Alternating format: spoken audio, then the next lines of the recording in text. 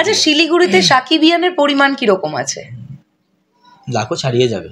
আমি এটুকু বলতে পারি যে দেবদা এবং জিৎদার মুভির পাশাপাশি মানে যারা আগে দেবদা মুভি জিৎদাকে পছন্দ করতো তারা ম্যাক্সিমাম আমার শিলিগুড়িতে সাকিবিয়ানকে পছন্দ করে। অ্যাকচুয়ালি আপনার ভিডিওটা যেভাবে আমি দেখেছি আর আপনার ভিডিওর মাধ্যমেই আমি বলতে পারবো যে আজকে আমি সাকিবিয়ান হয়েছি সেটা আপনার জন্য।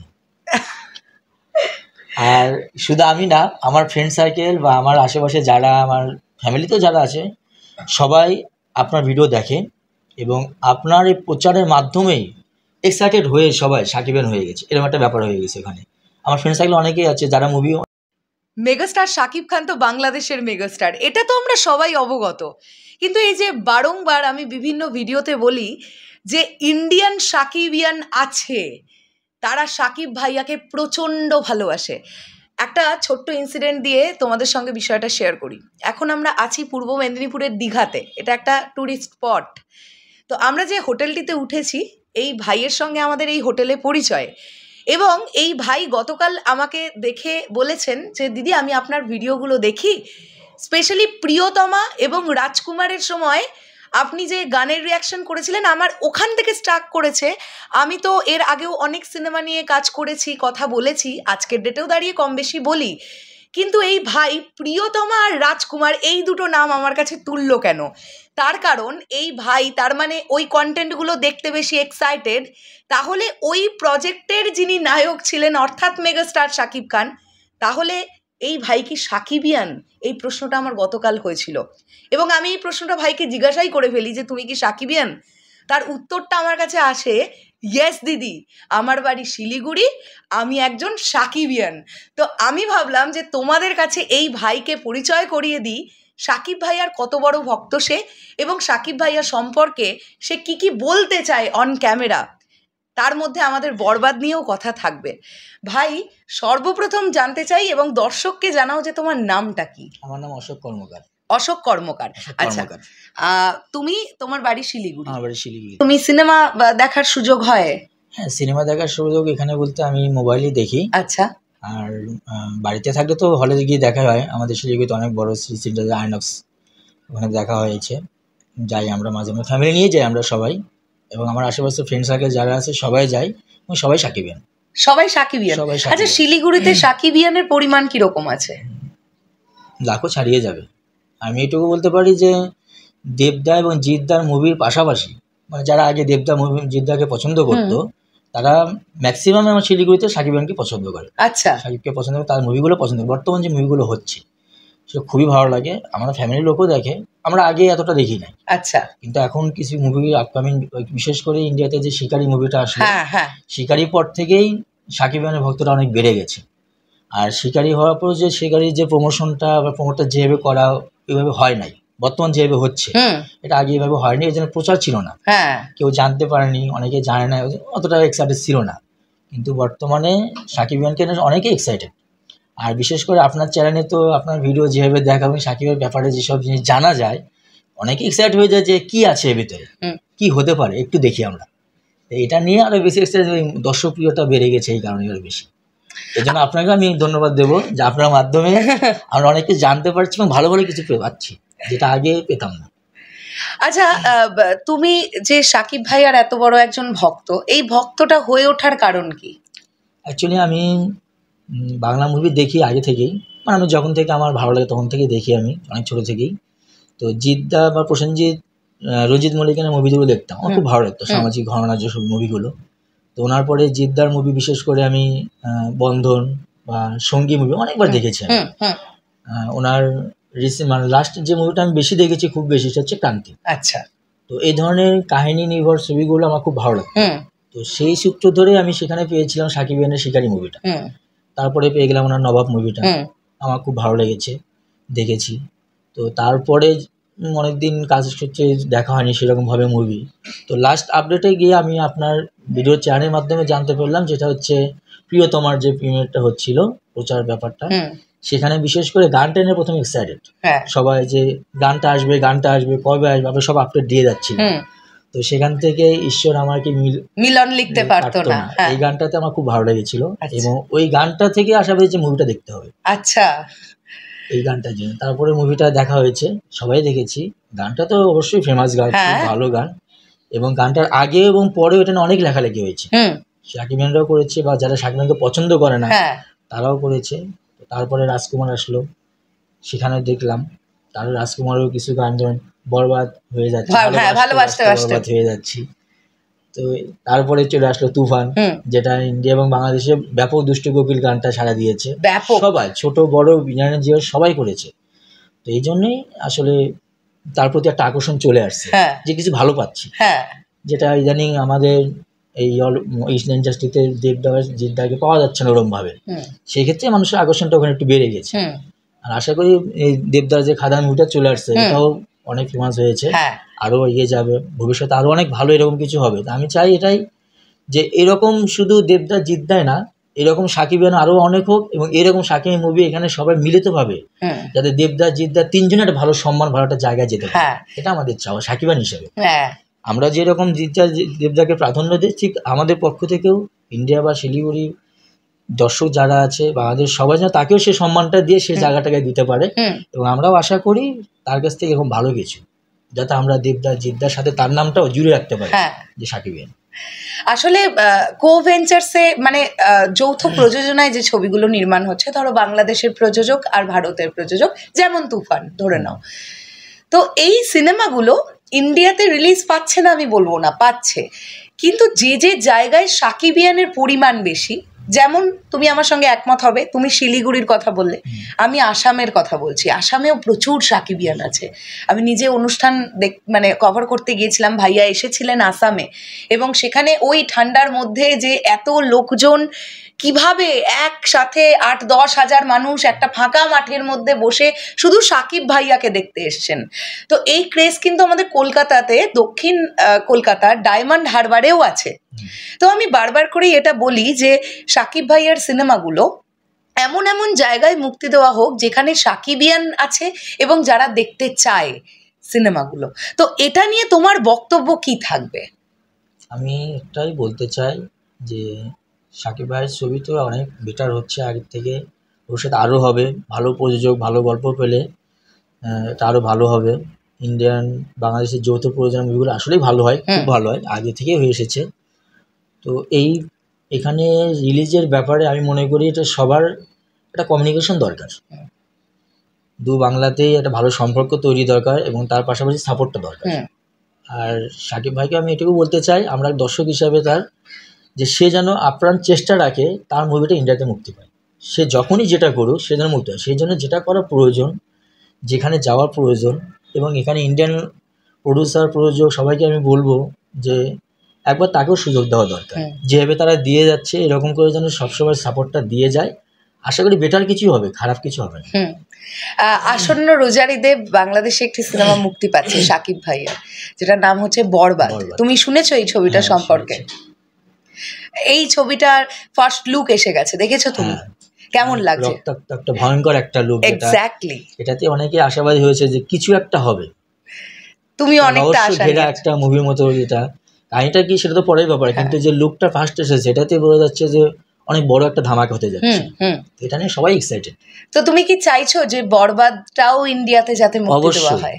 অবশ্যই। বরবাদ শুধু বরবাদ না, আমি মনে করবো এই ধরনের যত মুভি সাকিব খানের হবে, সাকিব ভাইয়ের হবে, সবগুলো মুভি যেন ইন্ডিয়াতে মুক্তি পায়। মানে তুমি বলতে চাইছো লার্জার দ্যান লাইফ ছবি, যেগুলো মেইন স্ট্রিম মশালা ছবি, যে ছবি দেখে বসে এনজয় করা যায় সিনেমা হলে। বা আমরা ইন্ডিয়া থেকেও বলতে পারবো যে আমরা সাকিবিয়ান, একদম এটা গর্বের সাথে বলতে পারি আমরা। যাতে তার জন্য সিনেমাগুলো রিলিজ হওয়া জরুরি। একদমই তাই, এবং ভালো ভালো গল্প নিয়ে। এবং সাকিব ভাইকেও আমি ওটাই বলবো যে তিনি যে জায়গাটায় বর্তমানে এসেছেন, যে ধরনের কাহিনী নির্ভর ছবি করছেন, ড্রামা নির্ভর ছবি করছেন, আমি চাইবো এর থেকে বেটার আরও কিছু করার জন্য।